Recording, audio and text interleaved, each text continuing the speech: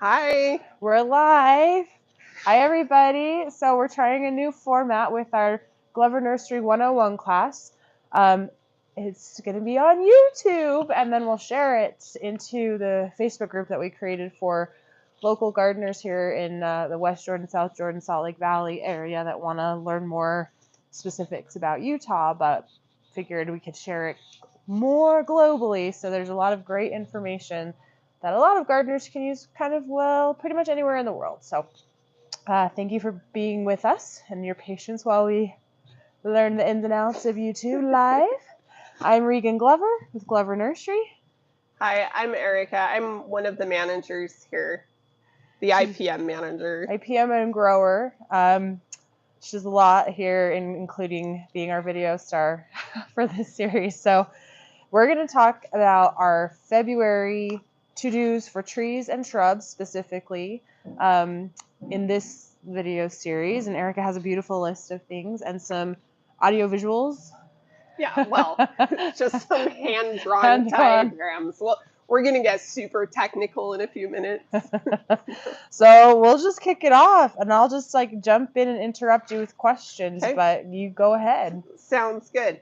So here in the Intermountain West, we are a little bit colder than some other parts of the country, and we're a little bit drier than parts of the country, so it changes the schedule that we follow. So here in Utah, in February, these are the things that we would recommend that you do for like your woody plant materials, your trees and shrubs. We're going to talk a lot about fruit trees because that's approaching. In the next few weeks to month and a half is kind of when you want to do maybe the majority of your annual fruit tree care prior to them waking up while they're still on the dormant side. But we're going to talk about some of the other things first. So the last couple weeks here have been relatively dry and awfully cold. And at the end of last year, we kind of hammered it in that you need to water your evergreens in the winter, and then we ended up having 2 months of very wet winter. But it might be time that you need to go out and check the soil around those evergreens now. It's been a while since the soil has been wet, and they might be drying out. And that can look like a couple of different things, just getting a bucket of water and going and pouring it around the base of your evergreen trees and shrubs, conifers and broadleaf evergreens. So especially arborvitae and a couple of others that tend to dry out fastest. But that also includes things like spruces. It includes things like boxwood or euonymus or laurels or things like that too. So if you have a question about whether or not you should be watering something in the winter, get in touch with us and we can let you know. But it's probably time that you check on it. And again, this is specific to the Salt Lake Valley here in Utah. We can answer questions about watering anywhere in the world, but it's also your conditions might be different. So this is really specifically for. Exactly. Another thing is when we do start to thaw out, the soil has been pretty frozen the last few weeks here, but when the soil starts to thaw and it's wet, you ought to try to avoid walking on it as much as possible because walking on wet soil creates compaction issues later in the season or, going forward. And so you should pay attention to how wet that soil is before you walk on it. Now, understandably, there's a certain amount of traffic that might need to happen, but try to avoid it if you can. So that's something to watch out for when it comes to pruning your fruit trees and things. If the soil is super wet, consider waiting a day or two if you can, see if the soil can dry out a little bit more first. Now is the time also that if you happen to have ordered any bare root trees or shrubs that are woody plants, now is the time to be looking at the calendar and coming temperatures for putting those in the ground. Like I've said a couple times already, we've been awfully cold the last couple weeks. So as soon as we warm up enough that that soil can be worked, that it's friable, that would be right about the time that you would put those bare root fruit trees or shrubs into the ground. And Erica, doesn't mean friable like you fry eggs. Yeah. It's a different kind of friable. Friable as in you can pry it up. It's workable. It's a real word. Friable. It's a real word. I just think it's one of those words where I can see people that are like, I'm supposed to fry my soil. So I just wanted to clarify. You don't. February is also a good time if you haven't thought about testing your soil. Testing your soil around your fruit trees or other trees that you may have had problems with last season. Sending in these soil samples, February is a good time to do that. So if you have questions about how to do that, you can just Google. One of our local resources is the Utah State University Soil Labs. And they've got a great website with information about sending in a soil sample, but they are not the only ones that provide that service. So feel free to search the internet and figure out where you would like to send your sample. USU is great if you want to go that route. For those that aren't familiar with it, it's USU is Utah State University, and they have an extension service that's all, it's all about, anything related to things that are alive, right? Plants and animals and like growing, and they have great resources, and they have the soil testing, and they have a lot of information. So it's a wonderful resource. It is. It's very helpful, not just if you're in Utah. They have a lot of information about certain types of pest problems and typical treatments that you would use for those pest problems. So even if you're not in Utah, you can still refer to those and sort of apply those tactics to your own location. Next, I just wanted to mention pre-emergent. Right now, as we're starting to thaw out for spring, is the ideal time to start getting down a spring pre-emergent. There are different weeds that germinate at different times of the year, and some of them germinate awfully cold temperatures in the spring. And so they're spring weeds, and if you put down the pre-emergent before they germinate, you can save yourself potentially months worth of weeding. So end of February into the very first part of March is when you ought to consider doing that. And it does apply to your woody plants because some of that weed competition around the base of your trees and shrubs, it offers a place to harbor insects and diseases. It also is a competition for resources like water and other nutrients. And so if you can eliminate those weeds and other vegetation right at the base of the trees, you're going to be doing a service for the trees. They'll benefit from that. So yeah, I didn't bring out an example of pre-emergent, but there's a few different types, right? There are. And which is the kind that you recommend for this situation? It depends on what other kinds of plants you have in that immediate area. Like if you have a turf grass in the area of the tree, it might be one pre-emergent, but if it's in a flower bed setting, it might be a different pre-emergent. So if you're not really sure, come in and see us, describe your exact situation, and we can make a recommendation on which pre-emergent to use. But they do come in granular and also liquid forms, so you can kind of choose which would be easiest for you. I like the granular at this time of year. It's more comfortable to apply something that's dry than getting out there with something that's wet when it's cold. So but that's just a personal preference. Liquids can work just as well as the granular. But if you're doing the liquid, you don't want to do it if it's just snowed or rained, right? Like you want to have some time to set and dry. Exactly. Yeah, usually there's a general rule of thumb that you don't want water, some kind of precipitation within 24, 48 hours after the application of a pre-emergent, unless it is one that needs water in order to disperse on the soil. Like a granular. Right. Sometimes granular, do it before the rain. If you're doing a liquid one, do it after the rain. Right. Yeah.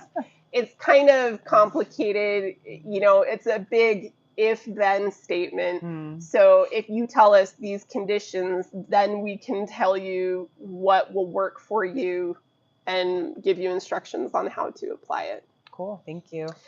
So now we're going to move more into fruit trees and what you should be doing around this time of year.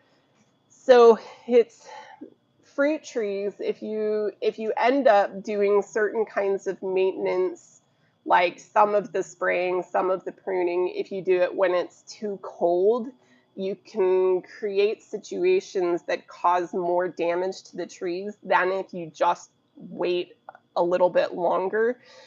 Sometimes if you prune, just an example, sometimes if you prune peach trees or cherry trees or things that are stone fruits, if you prune them in the middle of the coldest part of winter, sometimes it can lead to increased diseases, like some of the fungal infections and things.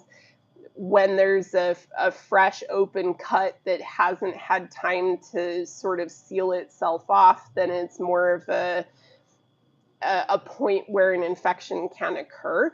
And also those spots end up being tender and you can have cold damage, like dieback from those as well. So honestly, the best time to spray anything or cut anything on fruit trees, if you only do it once, it's right before bud break at a stage that's called bud swell. So the trees are just waking up.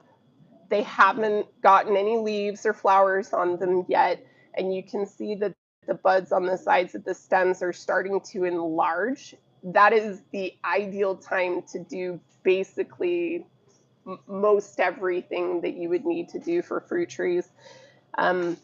One of the best things that you can do spraying before bud swell is spraying a dormant spray, a dormant oil, horticultural oil. I have two examples. Yeah, I brought props. We brought out a couple, but there's more. I just picked two. So sometimes these products are made of a paraffinic oil, and sometimes they're made of a mineral oil. It's really, really similar, but it's oil. And the way that it works is all of these overwintering insects that are dormant for the season, way down in the crevices of the buds and things, those insects are just waking up at the same time that those buds are starting to swell. And if you spray something like an oil, it works like a suffocant or it smothers them. And a lot of insects have either soft bodies before they become adults, or even if they are adults, they breathe through these holes on the sides of their body, and the oil clogs those holes and basically suffocates them. So that's how it works, but it's effective on spider mites and aphids and any other types of like sometimes coddling moths, sometimes, I don't know, the adelgids. There are lots of things all the bad bugs. Yeah, a lot of things can be stopped with just spraying dormant oil right before the trees wake up. This is something that can be sprayed at any time during the winter. So if your only opportunity is to spray it in the middle of February, go ahead and do it. But ideally, you'd probably wait until the middle of March. I know a lot of people have a question about the dormant oils and the horticultural sprays, whether or not they're organic, because you're using them on fruit, and like then how does that affect fruit quality, like the organic, non-organic-y type stuff? This is organic, and it's only contact. It's not a systemic. So it, other than reducing the insect and fungal populations on your trees, it affects the fruit in no way. Because that's why you spray it before the bud breaks, right? So you're spraying it before the bud breaks, so it doesn't affect the pollen on the flowers, which then in turn would reduce your fruit right load. Yeah, but it won't ever touch the fruit because the fruit isn't there yet. Exactly. This is not a deterrent to any beneficial pollinators or anything like that, because it's being sprayed before those flowers are even open. You don't want to spray this after the flowers are kind of just breaking, bud break. And that's kind of the point where you would want to stop spraying this. I was gonna look for an example on since we have all these gorgeous flowers behind us. Like here's a bud break-ish kind of. Yeah. Like the bud is still closed, but it's like open enough. Yeah, so bud break is kind of when it's too late to spray certain things, because you don't want this to get into the flower and damage it for those pollinators or damage the potential fruit in that flower. Oils can be used at other times of the year, but kind of the situation, the conditions that you would want to look for, ideally something where you're going to be dry for at least 24 hours after you spray it. You're going to want to have a temperature that's at least above 40 degrees Fahrenheit, but ideally somewhere between 50 and 70 degrees. And you don't want any wind, so a low to zero wind day would be ideal. And also, a lot of the dormant and horticultural oils will have different application rates, but usually when you're spraying it this time of year, you would use something that's around a 2% solution, which ends up being like 5 tablespoons per gallon. But you need to consult the label. The label is the lot. It will have the instructions that you need. The instructions on this bottle might be different than on this bottle, so you can't just extrapolate. You need to read. These are not IKEA shelving units where you can guess and get it right. Yeah. So sorry, that was just, but it's true. Like these, like they're, I think a lot of people assume that they know enough about, they've done a different product or they've done a different thing. So they kind of assume, oh, it's the same, and they're very, very, very different. So just always, always, always read the label. Yeah, the label is the law. And if the label, if you've had something and the label got ripped off, all of them have the product label available online from the vendors' websites too. So you can always find it if you need it. Exactly. So in addition to the dormant oil sprays being effective against insect populations, it also helps reduce fungal spores that might be present. So you can reduce the likelihood of your apples getting powdery mildew, or some of the like blights that can affect some of the stone fruits and things like that. So in addition to a dormant spray, I would also recommend spraying copper. Copper is an antibacterial. It's kind of like the Lysol disinfectant of the organic world. It works for bacteria, but also for fungal spores and some other types of issues. Copper can be sprayed at a couple of different times of year, but just like the dormant oil, there's a stage in the fruit trees where you don't want to spray the copper after this stage, and it's almost exactly the same as it is for the dormant oil. Some websites even say that you can mix the dormant oil and copper in the same spray tank, and others say, no, you ought to apply the copper at least 24 hours before you apply the oil because it might reduce the copper's efficacy. So I'm going to leave that to you to decide whether you want to mix them or not. Personally, I don't mix them. I spray them separately. I spray them a day apart. And when I spray, I usually have a large enough quantity of trees that I need to cover that I use a hose end sprayer. And it's a small tank where you pour some concentrate and it screws onto the end of a hose. And where I'm going with this is that the setting on the hose end sprayer is completely different than for copper than it is for a dormant oil. So I cannot use the same setting at the same time for both products. I have to do it separately because the application rate is completely different.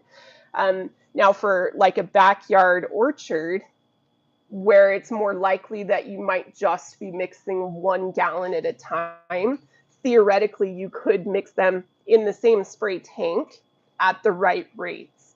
But I can't do that, practically speaking, with what I need to spray. This reminds me a lot of math. Yeah, From school. I do a lot of math. And I remember a lot of people were like, why do I bother learning fractions? When am I going to need it? When I'm a grown up? Now, this is when you need it. Yeah, I do a lot of math.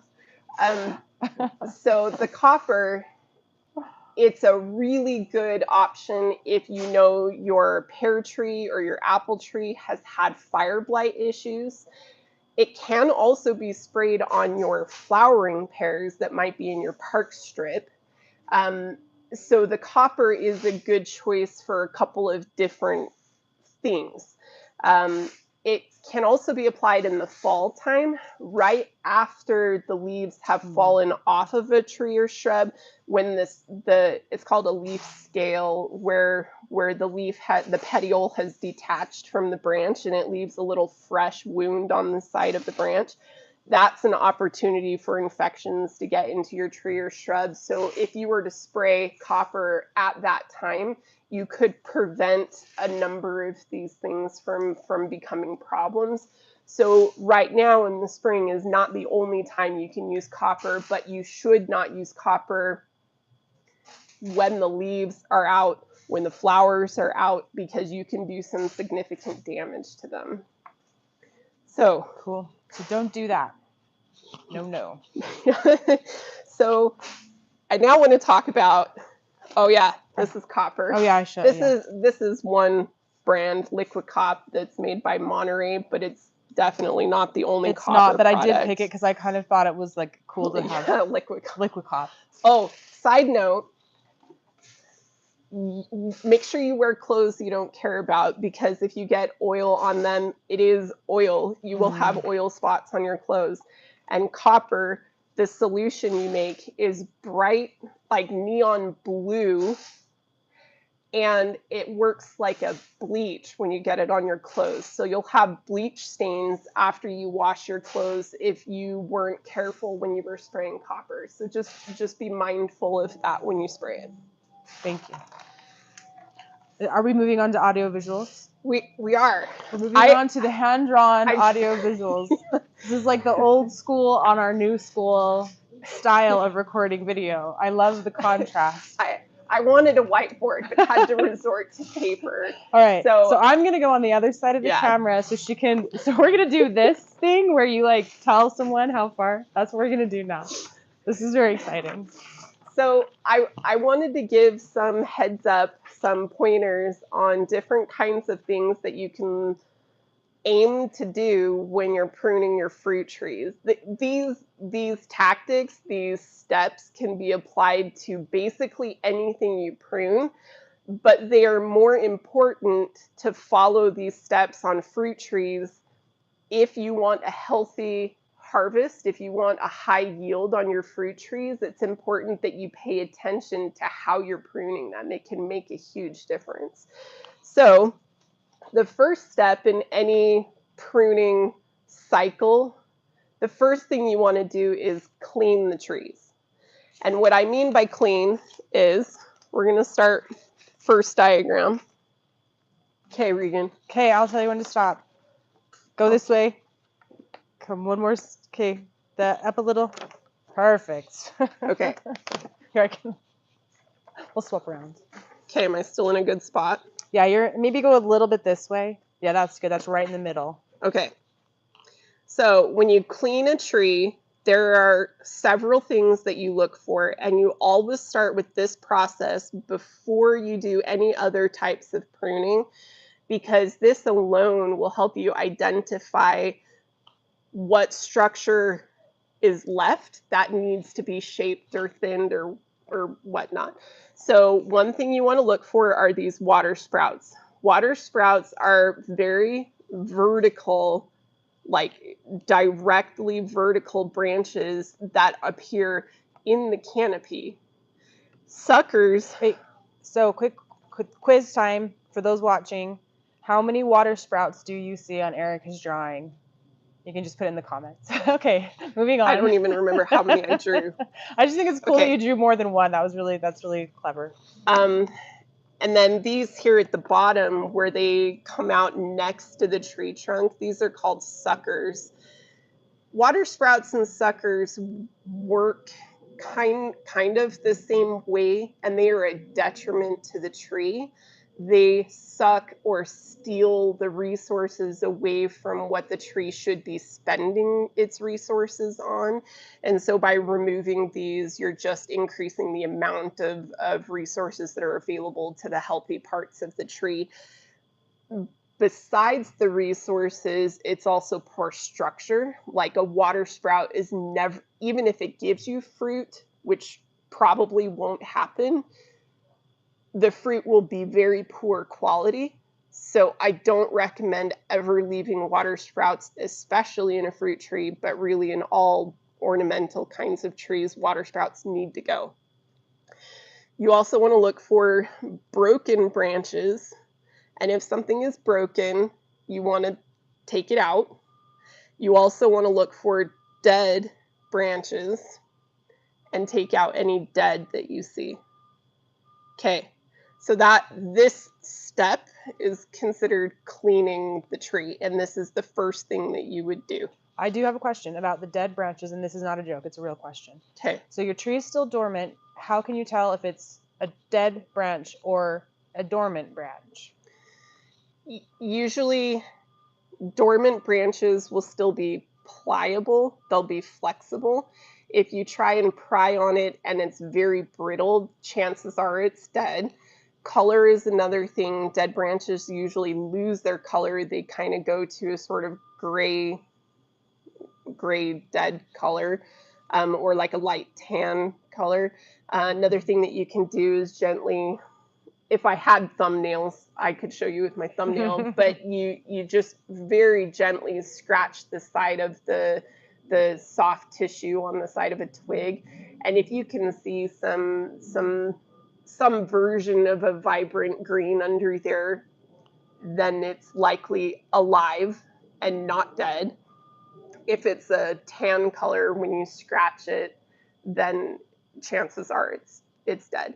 Now, dormant tissue might not have the same color under the young bark. It might not have exactly the same color as it does during the biggest part of the growing season, but it's still something that you can compare. So thank you for clarifying. And then you might want to refer back to other videos that we kind of did about pruning tools and which tools to use for which types of pruning.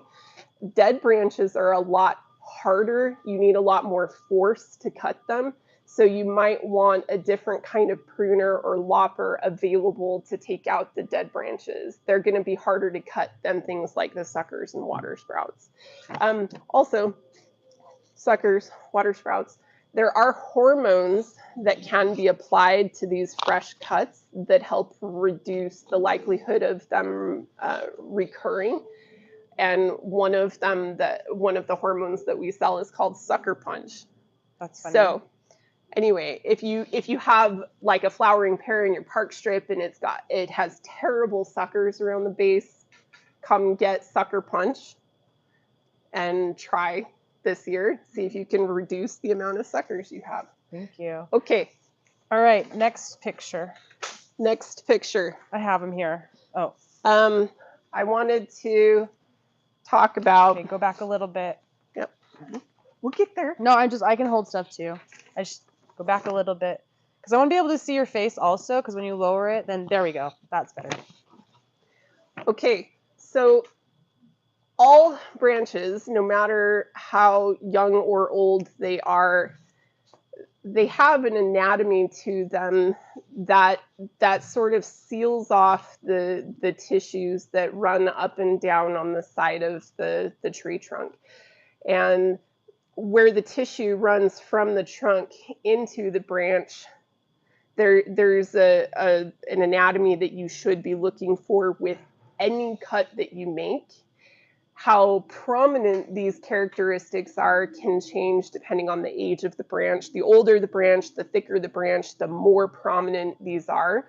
but these will exist even on very young branches, so you need to be careful how close you cut them to the trunk because you don't want to damage any of the tissue of the trunk, and you don't want to leave stubs because stubs are a huge infection point.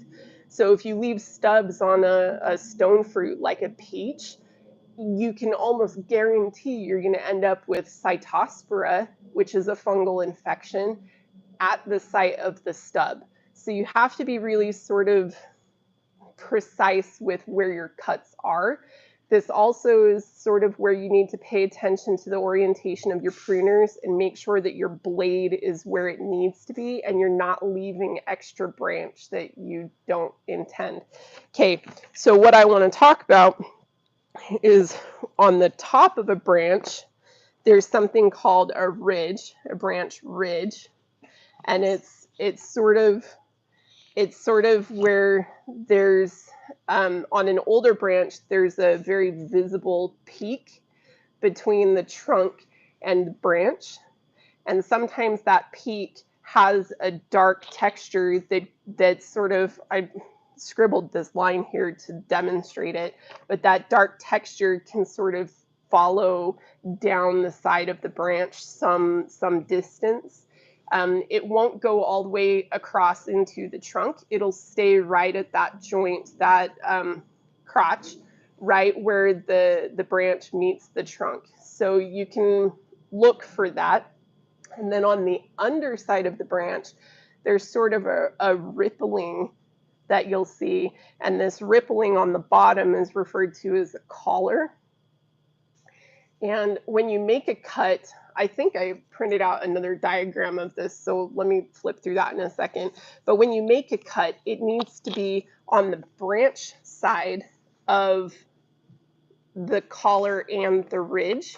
You don't want it to be close enough to the trunk that you're damaging either of those. I don't think it's on any of these, but maybe. Okay. We have a video about it. We'll link all the things. So this will apply to your dead branches and your live branches. So be careful with how close you cut them to the trunk. Okay, next. Next thing I wanted to talk about is, yep, got all of those. Okay. After you clean your tree,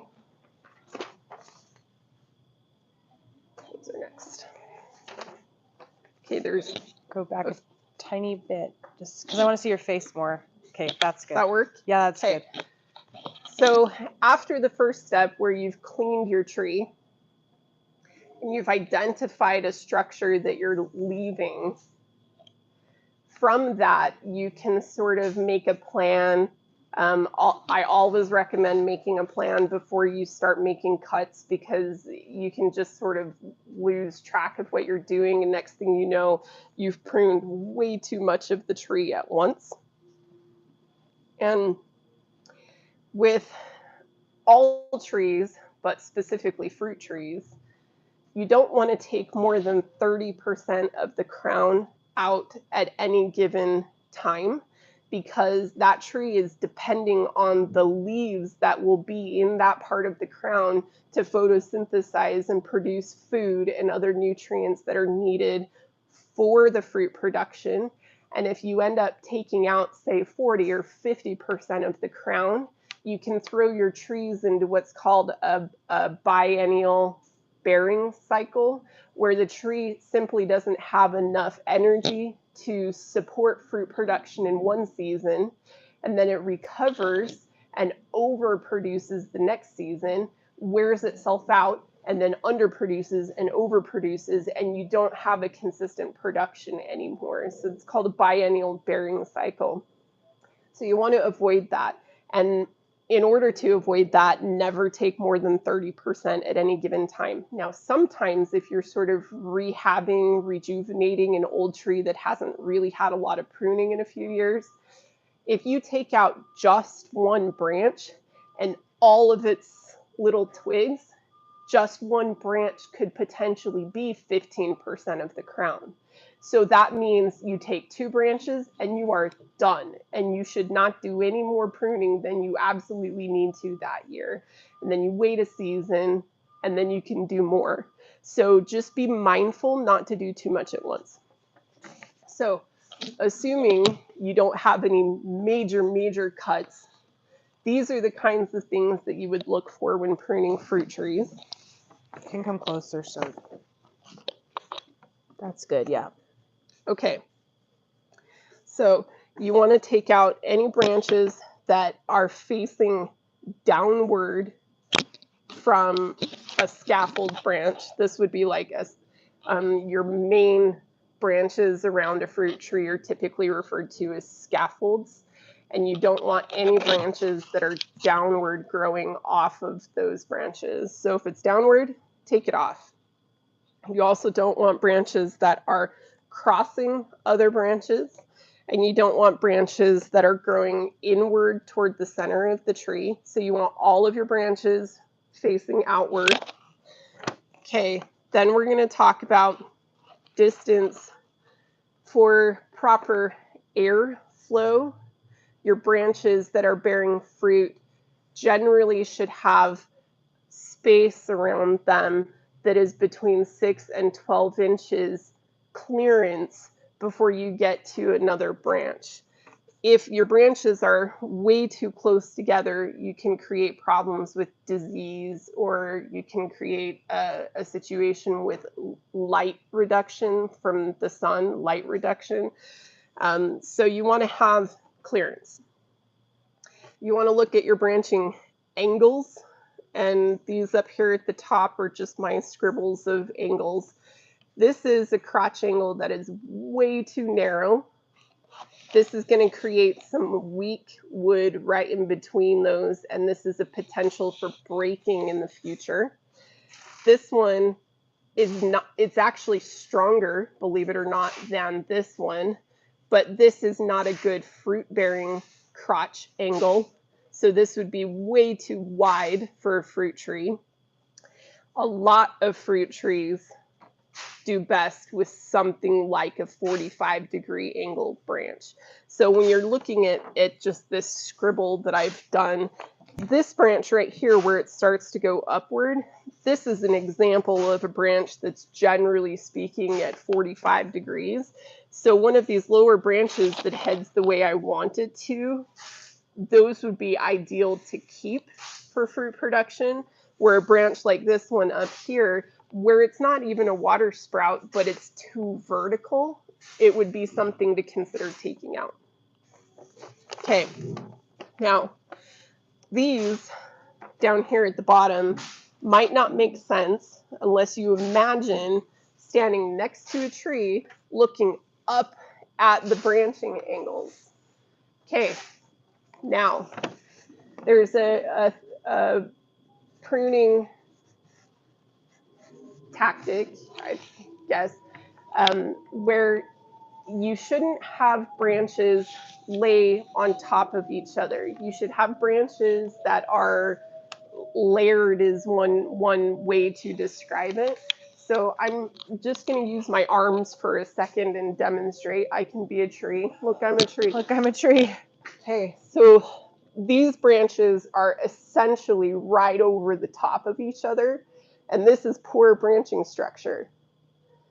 Having branches that are not right over the top of each other, like this, that would be more ideal than if they were like this.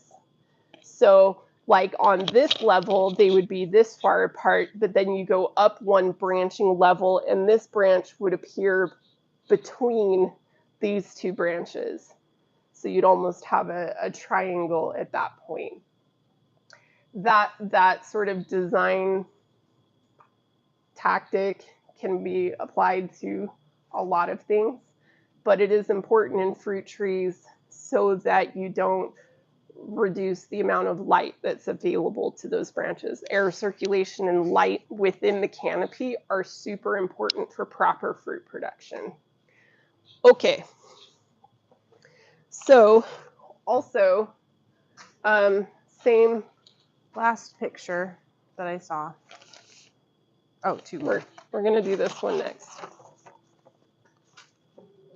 You are, just hold it up a little bit and a little bit that way. There you go.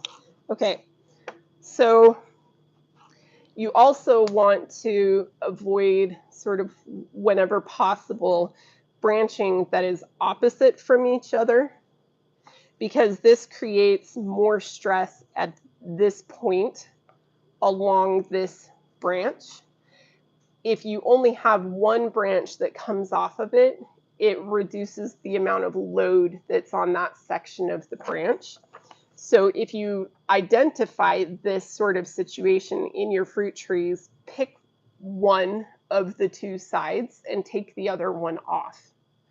Now here in this diagram, I chose to take this one off because it's directly under this one.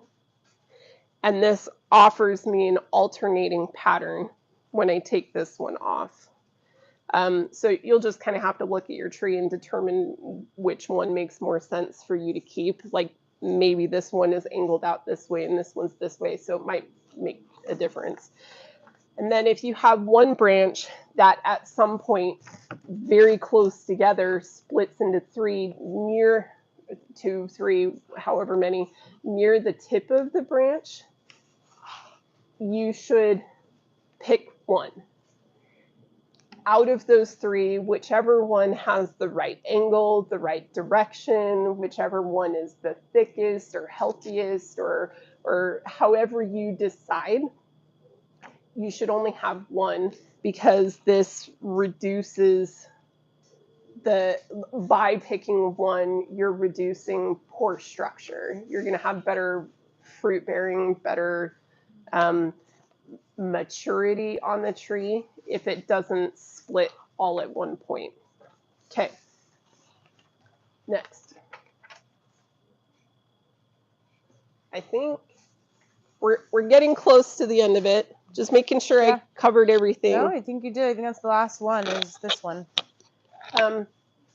Just super quickly, going back to this one, where we were talking about the angles of the branching. This literally can affect the flow of hormones within the tree. So these branches that are more vertical, the hormones don't flow the same as they do in a branch that's a slightly lower angle. So you're going to get better fruit on a branch around here than you will on a branch like this. That kind of goes back to the water sprouts thing that I talked about before. Even if it bears fruit, it won't necessarily be good fruit. Okay, so the third thing, yep, covered all those. Okay, the third thing that you want to check for when you're pruning fruit trees is when you've decided what structure you're keeping, when you've cleaned the tree, you've gone through these other sort of larger structural pruning changes, there are some little teeny details that you'll need to pay attention to when you're deciding which ones are going to be your fruit producers for the year. So there's a thing called directional pruning, and it's thinking ahead and knowing kind of what the tree is likely to do in response to a certain type of cut. And a lot of times on these branches, what you should do is pick a bud that's on the side of the branch that will produce a twig in the angle that you want it to. So like this bud here with the blue arrow is growing up sort of toward the inside of the tree. It's going to be too vertical in the future. So it's better for me to pick a bud that's on the outside of the branch that will give me a direction of growth that I want. So you want to pick your bud carefully, and also being able to identify on an apple tree, fruiting buds look like this. On a peach tree, fruiting buds look like this. Because if you take off too many of these buds, you could be reducing the number of fruit that are on the tree. Okay, so another thing that you need to pay attention to is the difference between last year's wood and the year before. Typically, the wood that grew last year is a little bit different color. It's usually browner or redder than the previous year, and the previous year usually has a grayish tone to it. So you'll see some kind of thickening or sort of a scar that separates the old wood and the new wood. And it's a terminal bud scar is the name of it, where the terminal bud then became more growth. So this bud that's right at the end will produce a terminal bud scar if I let this branch keep going that direction. Okay, so I did make a note here that the gray is the 2-year-old wood, that the brown is last summer's wood, and then the blue is the wood that will grow this year. And it's usually this wood that grew last summer that gives you the bulk of your fruit production. So you don't want to take off too much of this brown, newer wood. You want to leave that, and ideally you would look for wood that's about the thickness of a pencil, or around the size of your finger, because that's going to provide enough support for the load of fruit that's on that branch. If it's too thin, you risk breaking it. And if it's too thick, then it's probably last year's or the year before, and you might not have as good a production on it. And then when you do cut them, you want to prune on a fruit tree specifically at least a 1/4 inch above the bud that you want to keep, in order to allow for any dieback from a late season cold spell or something like that. If you cut too close to the bud that you intend to keep, you can actually kill the bud. So you want to leave at least a 1/4 inch. And then also, whenever possible, angle your cut away from the bud, so that if there are any raindrops or other things, that they don't drain toward the bud and create a little reservoir where the bud attaches to the branch. You want to try and direct as much of it away from the bud as possible. Yeah, don't leave your stubs. We talked about stubs a little while ago. That applies here too. Like, you wouldn't want to leave an inch between your cut and the next bud. You want to make sure that it's closer. And that might be it. I think that might have been the last thing I wanted to talk about. Awesome. You go back to your spot, and I'll come Okay. stand by you for a second, and we'll say Okay. goodbye. All right. Okay, make sure you're in your spot so I know where to stand. Okay, hopefully I picked the right spot. I honestly don't know. We don't have anyone back there watching. I usually am back there watching, and then I'm, oh, there. Thanks, Brandy. Oh, shoot. So probably the first entire half of the video when I was on here, you couldn't see me, which is fine. Anyway, thank you, Brandy. So you probably saw from here down, which it is what it is. Yeah. Erica, that was awesome. Thank you.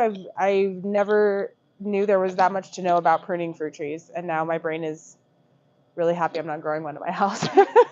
But also, if I were, I would know how to take care of it. So there are some fruit trees that tend to be lower maintenance than other fruit trees. Stone fruits tend to be high maintenance in comparison to things like apples and pears and whatever.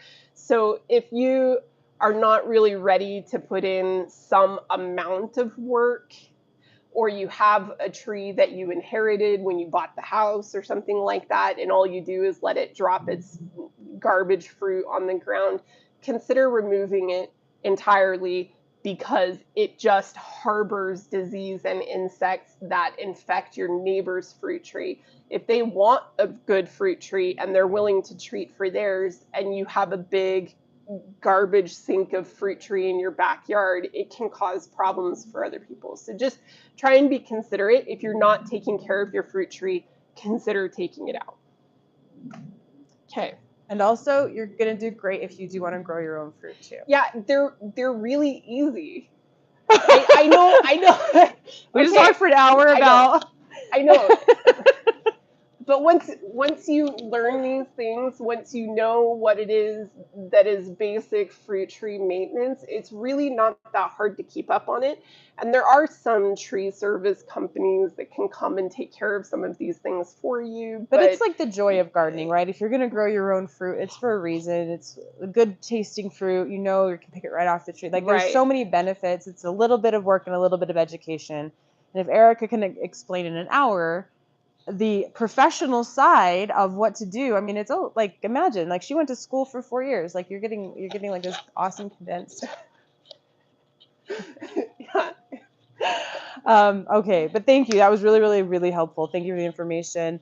We will post some different things in our Facebook group. If you're a local Utah person and want to be in our group to learn more about a wide variety of things, including fruit trees, it's the Glover Nursery group on Facebook. We post a lot of stuff there. On the Instagram page, we post a lot of stuff there. We try to post stuff everywhere so that it helps people. And yeah, let us know if you have any questions, any last minute thoughts before we click off. Yes. So in about we'll ballpark it, in about a month's time is the right time for me to be pruning some of the fruit trees that we happen to have planted in the back of the nursery here.